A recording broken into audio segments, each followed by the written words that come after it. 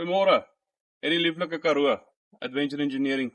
Ons het nou maar die Commander gevat en 'n bietjie die Commander rekkie gevat, bietjie paar opgraderings gedoen. Kom ek vat gou deur julle. Dis van so na bo staan die actuatortjie, so ietsie gee dit weg.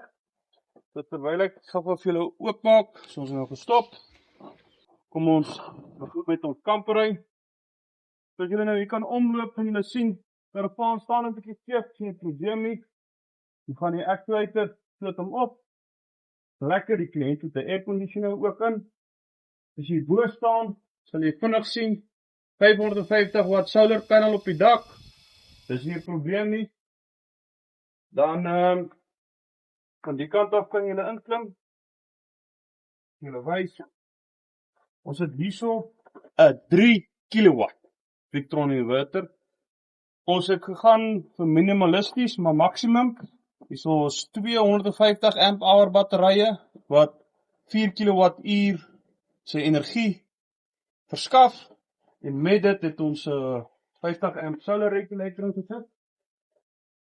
En kyk hoe lieflik is dit. Hier kan jy sien, die son is nog nie gewoonlik op nie. Ons is klaar 100 watt wat ons laai, solar inverter. Daar is ons airconditioner. As ons hom graag wil aansit, is niks ingeprop nie.